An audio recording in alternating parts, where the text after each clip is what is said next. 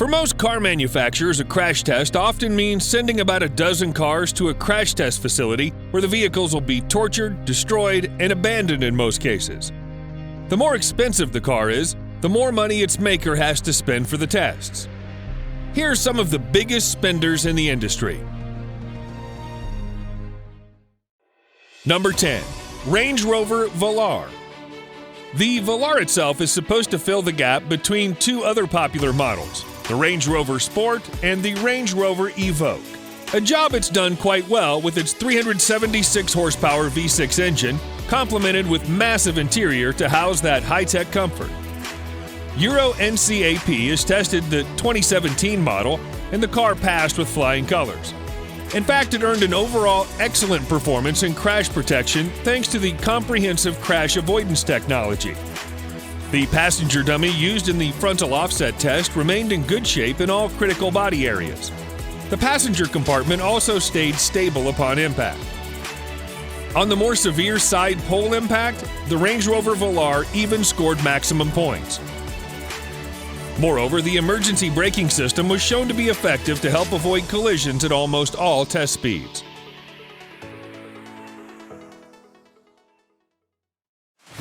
Number 9. Audi Q8. The Audi Q8 shares almost its entire structure with the Q7 and has the same safety equipment as well. Key safety features include standard forward collision warning, automated emergency braking, and blind spot monitoring, among others.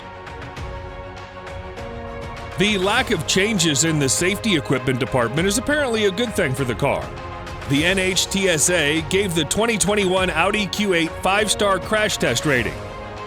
It earned a perfect score in the side crash test and all its subcategories, and near perfect in frontal offset as well as rollover.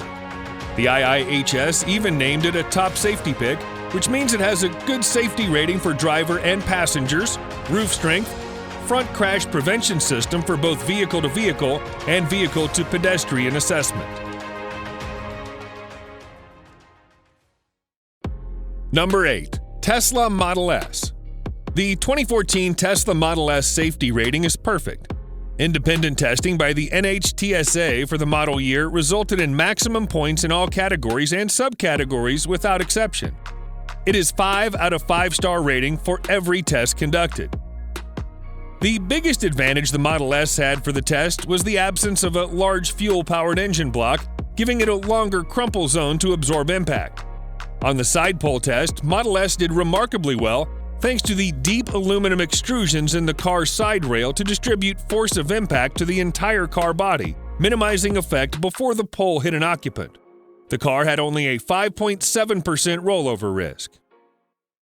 Number 7. Porsche Taycan.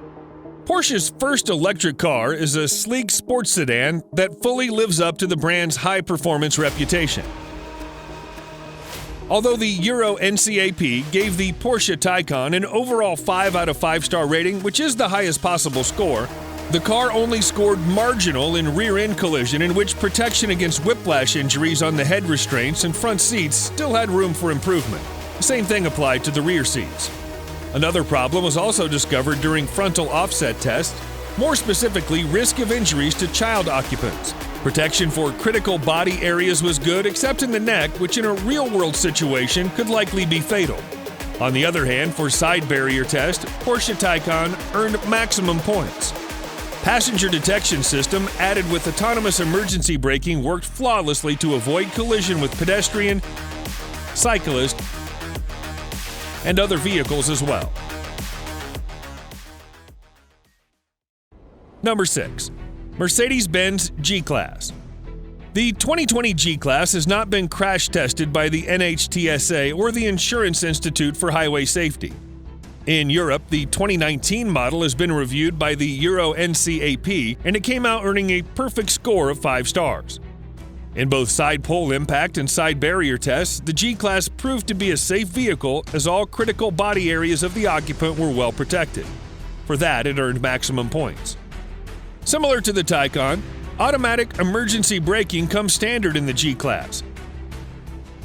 even when driven at highway speed. The lane assistance system worked very well to prevent inadvertent drifting out of the lane and some other more critical situations. Unfortunately, the chest compression on the driver's seat and frontal offset and fill side barrier test was found to be weak.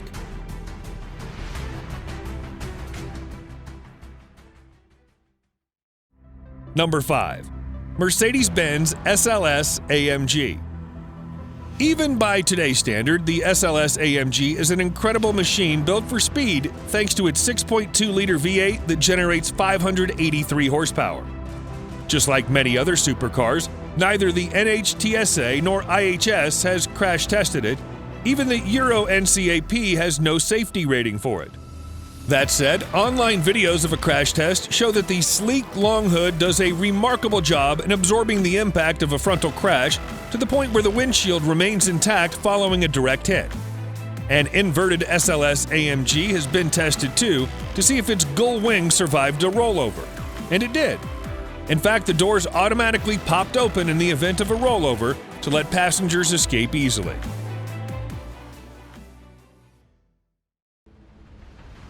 Number 4. Lamborghini Murcielago. In early November 2010, Lamborghini announced that its Murcielago line came to its end of production. As you might expect, there's no crash test rating from NHTSA, IIHS, or Euro NCAP. A lot of supercars do not release their safety ratings, and the Murcielago didn't either. The last model of the Murcielago is known as the SV. Except for the steel doors and roof, the entire body is made of carbon fiber. During a frontal offset test, the car had to rely solely on the frame and front hood to absorb impact, which it did very well. Upon impact, the crumple area was crushed, but the cabin remained intact despite the absence of engine in the front. Number 3. Bugatti Veyron. Crash test for any car model is intended to see how the vehicle reacts to normal usage in the real world, which may include high-speed crashes, rollover damage, and emergency braking, among others. To get accurate data, multiple crashes are necessary. Bugatti Veyron has not been tested by NHTSA or IIHS in the United States and Euro NCAP in Europe, for the obvious reason: it's too much money to burn. Instead of crashing dozens of $2 million cars, Bugatti used only one vehicle for every test, which the company then repairs to perfection for more tests year after year. That way, the company doesn't have to keep on crashing its pricey cars. Also, Bugatti uses its own crash simulation software to depict real-world collision and generate data from it. Digital tests cost thousands of dollars, but still it's more affordable than destroying a Veyron. Number 2. Koenigsegg Regera. If an automaker is indeed willing to undergo crash tests, it'd take about a dozen cars or so to generate enough data for comprehensive ratings. In other words, a dozen cars will be sent for destruction.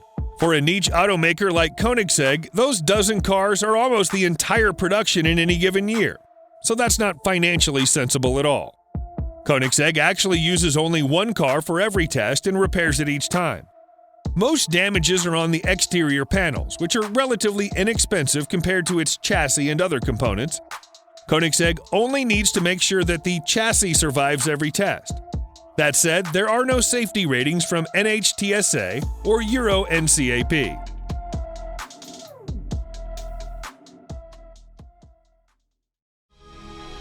Number 1.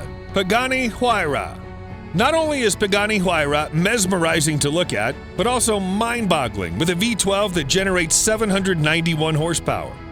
This car's not been crash tested by IIHS, NHTSA, or Euro NCAP, but then again, Pagani is not required to undergo the test anyway. Pagani actually crashed its Huayra prototype in a real-world test drive, albeit unintentionally, near Affalterbach in Germany. The company claimed that the central monocoque of the Huayra performed extremely well, that the driver and passenger were left uninjured in the incident.